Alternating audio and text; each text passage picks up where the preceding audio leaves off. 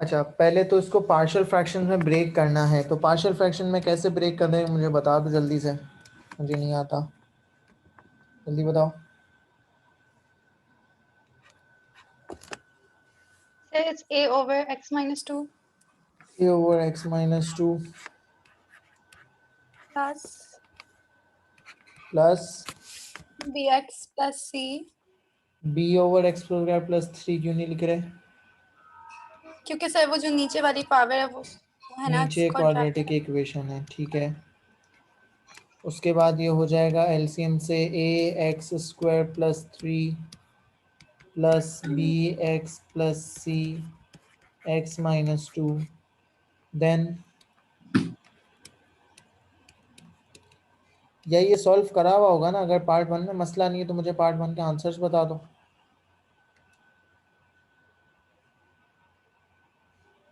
पहले किया था सॉल्व, आई चेक सब।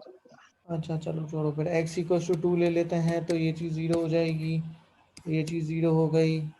x इक्वल टू टू से हो गया two multiply by four eight and minus fourteen minus one is equals to two two four, four plus is seven, a eight minus fourteen हो गया minus six minus one minus seven is equals to seven, a की value आ गई minus one. फिर x equals to zero ले लेते हैं, तो ये चीज़ ज़ीरो हो जाएगी एंड माइनस सर वन मैंने इज, भेज दिया ये ग्रुप में, ये मैंने किया हुआ था। अच्छा ठीक है, डायरेक्ट देख लेते हैं। A minus one, b three और c minus one, minus one over x minus two plus b की वैल्यू थ्री है, three x minus one over x square plus three. अब मुझे इसको करना है बाइनोमियल, ठीक है। तो बाइनोमियल के लिए मैं इसको क्या करूँगा, मैं इसको ऊपर ले जाऊँगा, पहले नंबर लिखते हैं फिर एक्स लिखते हैं,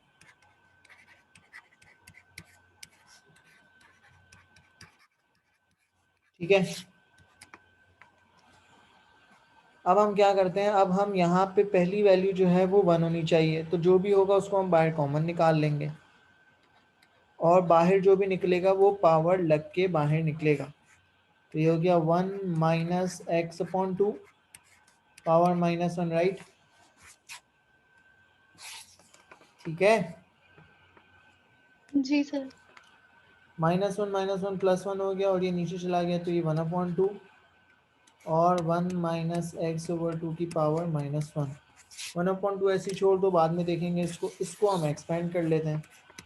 फर्स्ट टर्म आ जाएगी one plus minus one minus x over two power one plus minus one multiply by minus two divided by one multiply by two minus x over two की power to.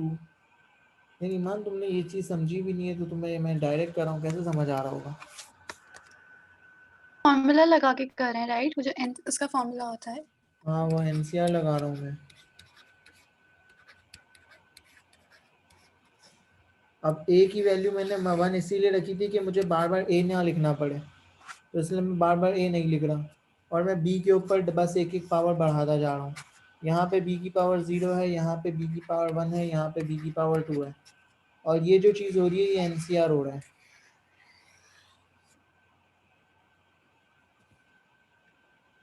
बात समझ आ रही है? जी sir. तो अच्छा, एनसीआर का मतलब क्या होता है कि अगर 5C3 लिखा हुआ है तो इसका मतलब होता है 5 multiply by 4 multiply by 3 divided by 3 multiply bye 2 multiply by 1। जो आर की वैल्यू है उतनी वैल्यूज ऊपर आएंगी और उसका फैक्टोरियल नीचे आएगा। तो यहाँ पे एन सी ज़ीरो लगा, यहाँ पे एन सी वन यानी माइनस वन सी वन, तो माइनस वन सी वन का क्या मतलब होगा, माइनस वन अपॉन वन। यहाँ पे लगेगा माइनस वन सी टू, तो माइनस वन सी टू का मतलब है minus one multiply by minus two divided by two factorial. उसके बाद लगेगा, अच्छा एक्स स्क्वायर तक ही जाना है, आगे नहीं जा रहा। तो ये हो गया one plus x upon two और ये सब कैंसिल आउट हो गए और ये आ गया x square upon four and में हम 1/2 से मल्टीप्लाई कर देंगे, तो ये हो गया 1/2 प्लस x/4 प्लस x² 8। ये आ गई हमारी इस चीज़ की एक्सपेंशन। अब रह गया 3x-1 और 3 + x²।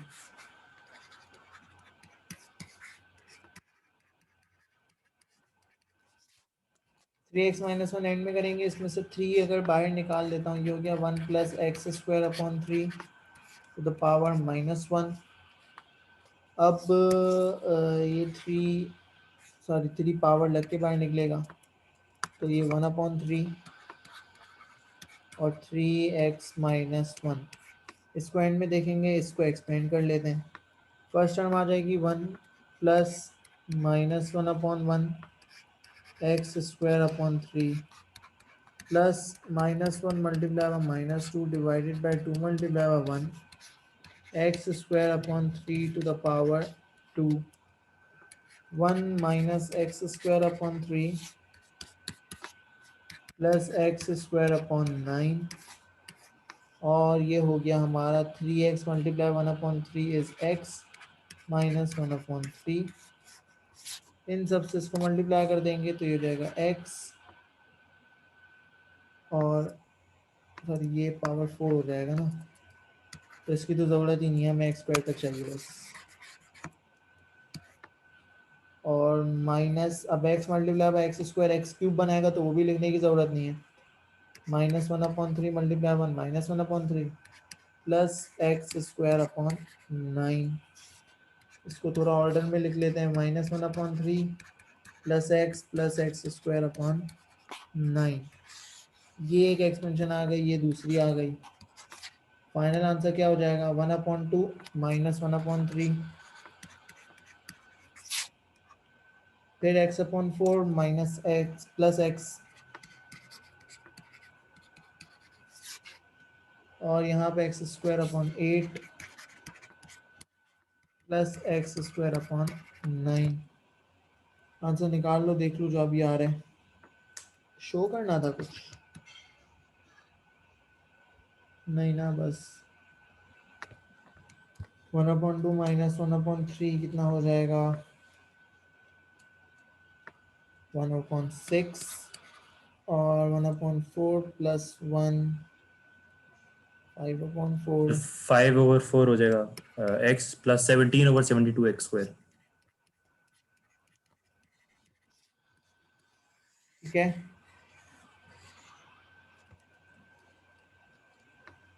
सही भाई। ईमान, इसका लेक्चर तुम देख लेना यूट्यूब पे, बायनॉमियल का जो बिल्कुल बेसिक से है, तो ज़्यादा अच्छा समझ आ जाएगा ना। उसमें तुम्हें अभी तक तो देख लेना चाहिए था, क्यों नहीं देखा है जब नहीं पढ़ा तो? सर मैंने क्वेश्चन भेजा है, क्वेश्चन नंबर 3 करके दिखा दी समझ, मुझे मतलब तकरीबन हो गया था, लेकिन मुझसे वो 10 नहीं आ रहा था। अच्छा, क्वेश्चन नंबर 3 मनाल। जी, पैरामेट्रिक्स है। Parametric equations of a curve are x = 2t plus, ठीक है।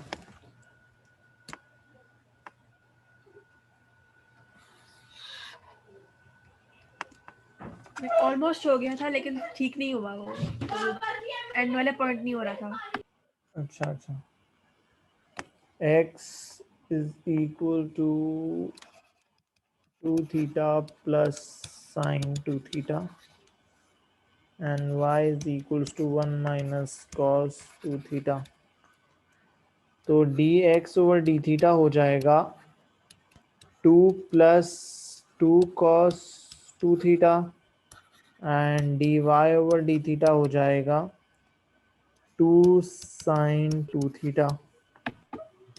dy/dx हो जाएगा 2 sin 2θ divided by 2 plus 2 cos 2θ।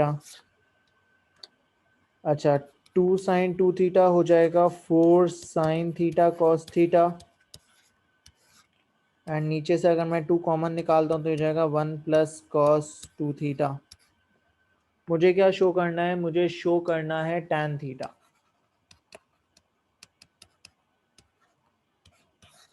अब देखो, डिनोमिनेटर में यानी मुझे साइन अपॉन कॉस शो करना है।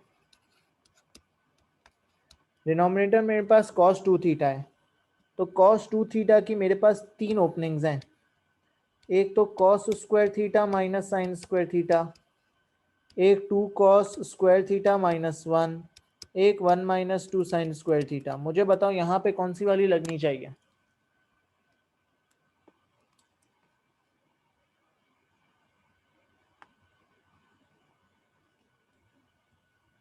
कौन सी अप्लाई करूँ तीनों में से यहाँ पे? सर सेकंड वाली। रीजन? फर्स्ट क्यों नहीं हो सकती? हमें tan एन पे tan चाहिए, तो हमें tan चाहिए तो वो क्रॉस हो जाएगा ना, एक कॉस और एक कॉस में से क्रॉस हो एक सकता है। कॉस कैंसिल हो जाएगा और 1 माइनस 1 भी कैंसिल आउट हो जाएगा। अच्छा, और दूसरी बात, मुझे डिनोमिनेटर में कॉस चाहिए, इसलिए मैं डिनोमिनेटर में कॉस वाली आइडेंटिटी ही लगाऊंगा। सर ये 4 कहाँ से आया? ये जी 2 साइन 2 थीटा था ना,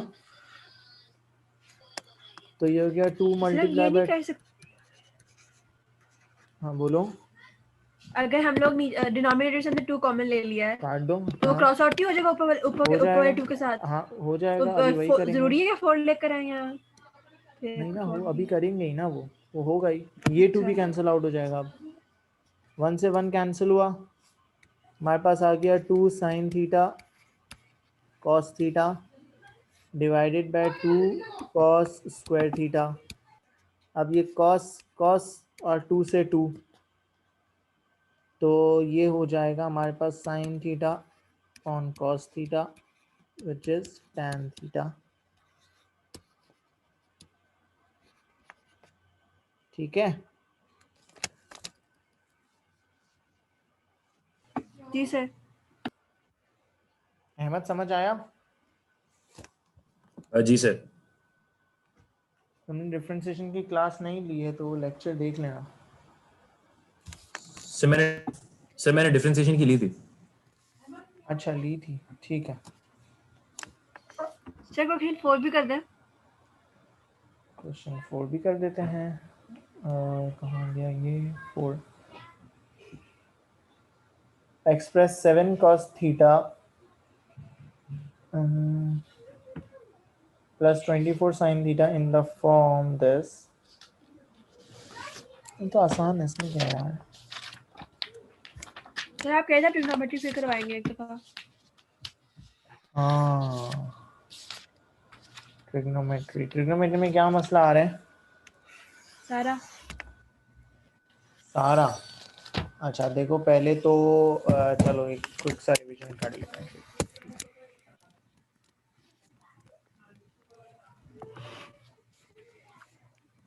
देखो सबसे पहले तो हमारे पास आइडेंटिटीज हैं। ठीक है, आइडेंटिटीज कौन सी हैं ट्रिग्नोमेट्री में? Sine square theta plus cos square theta equals to 1, एक ये है। फिर हमारे पास tan theta equals to sine theta upon cos theta.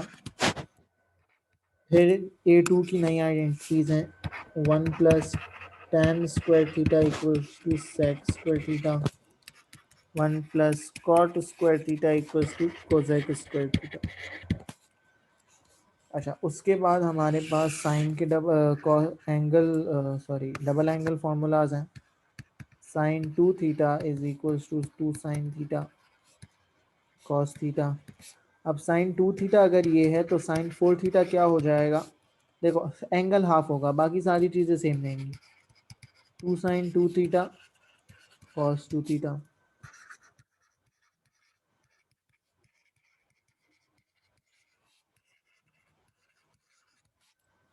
इसी तरह कॉस 2 थीटा होता है cos square theta minus sign square theta, 2 cos square theta minus 1 या 1 माइनस 2 साइन स्क्वायर थीटा। इसी तरह अगर कॉस 4 थीटा चाहिए तो हो जाएगा cos square 2 theta minus sine square 2 theta, या फिर 2 कॉस स्क्वायर 2 थीटा माइनस 1 फिर 1 माइनस 2 साइन स्क्वायर 2 थीटा, ठीक है। और tan भी लिख ही लेते हैं,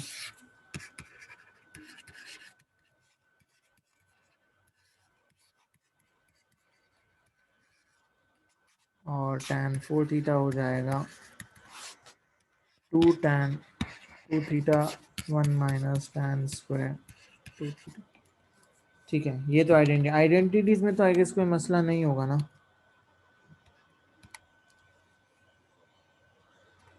आइडेंटिटी के क्वेश्चन करने हैं कुछ या उसमें नहीं है इशू? नहीं सर, बस वो क्वेश्चन की जरूरत नहीं है, आप बस ये करके दिखाते हैं कैसे होना है, मैं वो प्रैक्टिस कर लूँगी फिर। क्या दोबारा बोलो, समझ नहीं आई बात। मैं कह रही हूँ कि आप वो आगे करवाते हैं, मैं प्रैक्टिस खुद कर लूँगी, समझ आ गई मुझे। अच्छा ठीक है।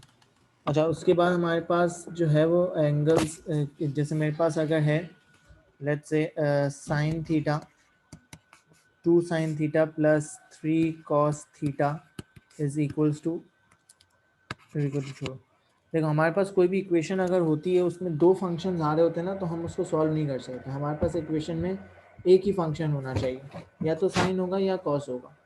तो अगर मुझे अपने पूरे फंक्शन को साइन में लेके आना है ना, तो देखो अगर मेरे पास इक्वेशन में पहले साइन लिखा हुआ है तो मैं उसको साइन में लेके आऊँगा, ठीक है। अच्छा अब यहाँ पे इस फॉर्म में लाने के लिए मेरे पास क्या चीज़ें अननोन है, दो चीज़ें अननोन है, आर एंड अल्फा। आर मेरे पास फाइंड आउट होता है under root a square plus b square से, जिसमें ए क्या है, ए है हमारा coefficient of sine and b है मेरा coefficient of cos. R is equals to under root of 2 का स्क्वायर 4 प्लस बी 3 का स्क्वायर 9, और आर की वैल्यू आ गई स्क्वायर रूट ऑफ 13। इसी तरह tan इनवर्स बी अपॉन ए मेरे पास अल्फा होता है, तो अल्फा आ जाएगा मेरे पास tan इनवर्स 3 अपॉन 2, और ये आ जाएगा समथिंग tan इनवर्स 3 अपॉन 2 56.3 डिग्रीज। तो ये हो गया R sine theta plus, sorry R की जगह स्क्वायर रूट 13 प्लस 56.3, ये मेरे पास इस फॉर्म में चेंज हो गया। अब अगर वो मुझसे क्वेश्चन पूछता है कि भाई मुझे ये इक्वेशन सॉल्व करके दो, 2 sine theta plus 3 cos theta is equals to 1। अब मैं इस इक्वेशन को डायरेक्ट सॉल्व नहीं कर सकता क्योंकि इसमें दो फंक्शंस आने हैं, मुझे इसको इससे रिप्लेस करना पड़ेगा। जब इसे रिप्लेस करेंगे तो I can write it as square root sine theta plus 56.3 is equals to 1। अब यहाँ से एंगल्स निकाल सकते हैं, कैसे निकालेंगे एंगल्स? लेट्स से मेरे पास थीटा की जो वैल्यूज़ हैं वो है 0 से 360, ठीक है। थीटा की वैल्यूज़ है 0 से 360 तक। अब अगर मैं जो है यहाँ पे एंगल निकालूंगा तो ये आएगा sine theta plus 56.3 is equals to 1 upon square root 13। अब सबसे पहले हमने एएस में भी ये बात पढ़ी हुई है कि जब भी ट्रिग्नोमेट्री में एंगल्स निकाल रहे होते हैं हम सबसे पहले निकालते हैं बेसिक एंगल, बेसिक एंगल जिसको हम अल्फा से रिप्रेजेंट कर रहे हैं। तो ये वाला अल्फा नहीं है, ये ऊपर वाला अल्फा नहीं, ये अलग अल्फा है, ये बेसिक एंगल है।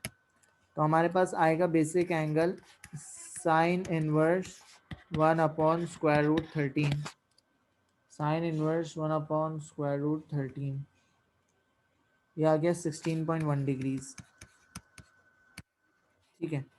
अब देखो यहाँ पे जो सबसे इम्पोर्टेंट काम है ना इसमें, वो ये है कि हमारे पास जो थीटा की वैल्यूज़ हैं वो 0 से 360 तक हैं, लेकिन हमें जो वैल्यूज़ फाइंड करनी है वो थीटा प्लस 56.3 की निकालनी है। तो सबसे पहला काम जो होगा ना बेसिक एंगल निकालने से पहले, वो मैं बोलना भूल गया, लेकिन बेसिक एंगल निकालने से भी पहले सबसे पहला काम जो हम करेंगे वो हम अपनी रेंज को चेंज करेंगे। कैसे रेंज चेंज करेंगे? थीटा की वैल्यूज़ हैं कहाँ से कहाँ तक, 0 से 360 तक। मुझे वैल्यूज निकालनी है थीटा प्लस 56.3 की। तो थीटा प्लस 56.3 की रेंज कैसे निकलेगी? थीटा की जगह पे एक दफ़ा 0 और एक दफ़ा 360 रख देंगे, तो ये हो जाएगा 0 प्लस 56.3 इज 56.3 एंड दूसरा आ जाएगा 360 प्लस 56.3, तो ये हो जाएगा 416.3। यानी अब जो मैं एंगल्स निकालूंगा इस बेसिक एंगल के थ्रू वो कहाँ से कहाँ तक होने चाहिए, वो 416.3 और 56.3 के बीच में होने चाहिए। ठीक है। अच्छा मुझे बताओ साइन के साइन पॉजिटिव कौन कौन से क्वाड्रेंट्स में होगा?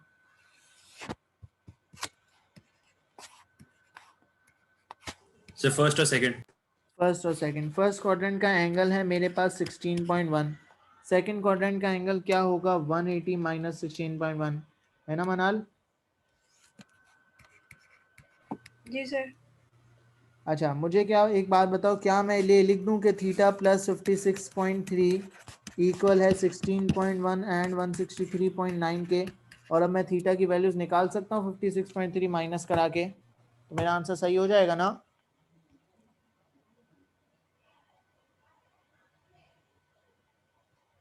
पता नहीं। क्या मतलब पता नहीं? पता नहीं कोई जवाब थोड़ी होता है, तो सही से जवाब दो भाई। तुम्हारी वैल्यूज क्या आ रही हैं? मुझे एंगल बताओ कितने आ रहे हैं?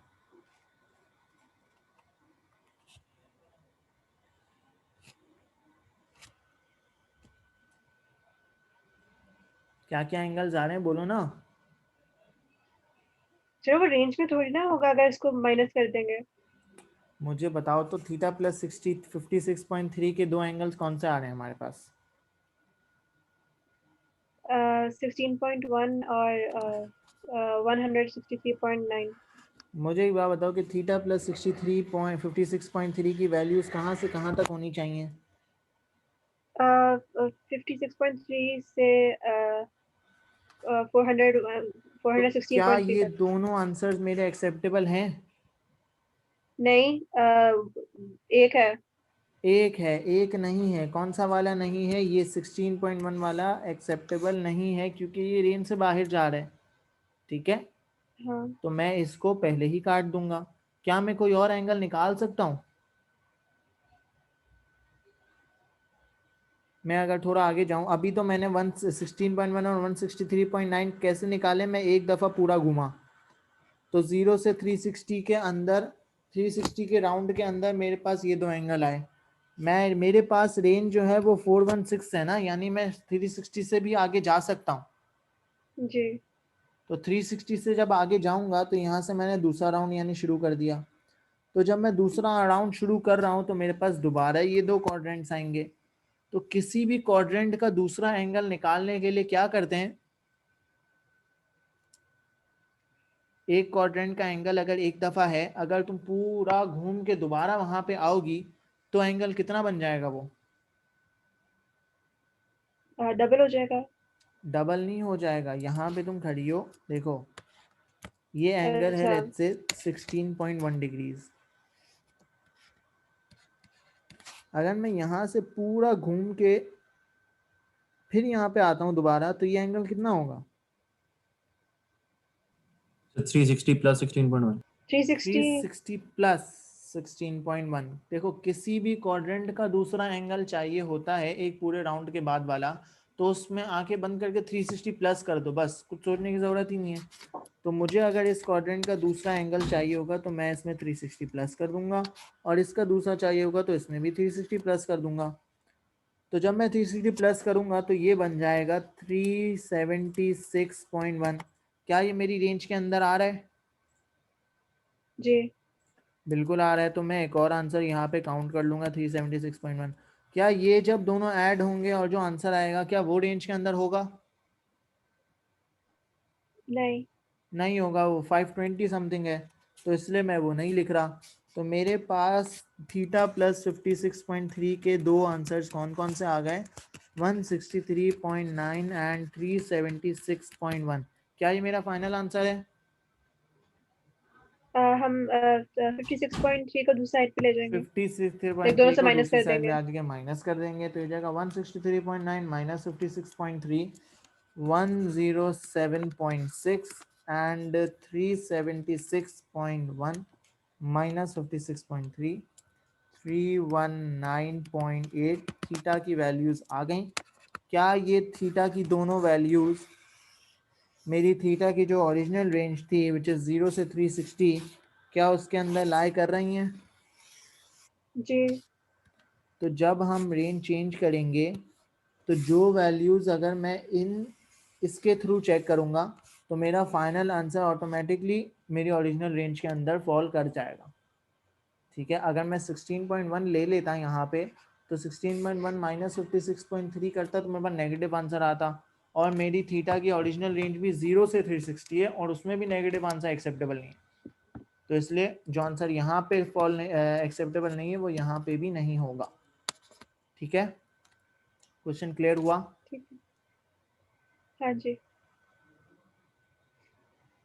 नेक्स्ट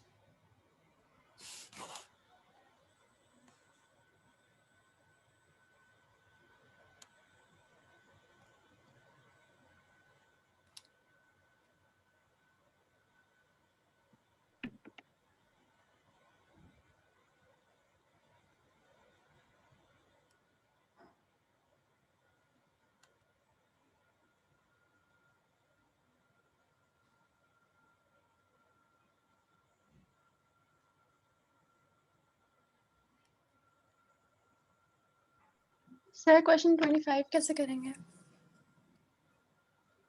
क्वेश्चन नंबर 25 ये मॉडुलस है ना, हमने मॉडुलस नहीं पढ़ा है गेस, नहीं हमने मॉडुलस नहीं कवर किया है अभी, छोड़ दो। अच्छा 26 कर सकते हैं। सर आपने 23 24 करवा दिया था। जी सर 26 करवा दें। 26 कराओ, ठीक है।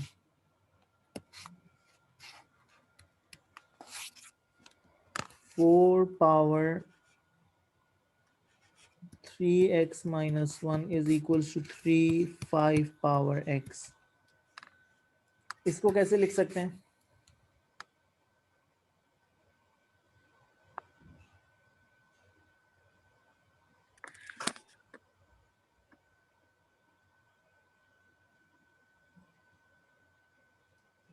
फोर पावर 3x माइनस 1 को कैसे लिख सकता हूँ मैं? Sir 12 to the power 3x minus 1।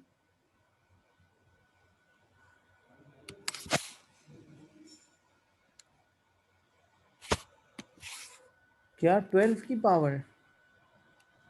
नहीं ना सर, ये 3x minus 1 को आपने कहा था ना, इसको मल्टीप्लाई कर देते हैं इसके साथ, अब बाकी एज इट इज रहती है पावर 3x minus 1। है ये कब हुआ था? वो e के साथ था, वो डिफरेंशिएशन है। ओह सर बता दें, आप क्यों टेस्ट कर रहे हैं? भाई 4 की इंडाइसिस का रूल पता है ना, क्या होता है? पावर माइनस में कब होती है? जब डिवाइड हो रहा होता जब डिवाइड हो रहा हो। यहाँ पावर माइनस में है ये, तो मैं इसको ऐसे लिख सकता हूँ 4 की power 3x divided by 4 power 1। है।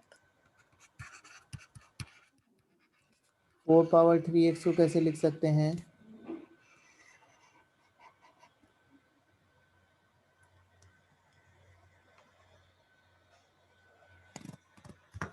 फोर की पावर 3x को हम लिख सकते हैं 64 पावर x।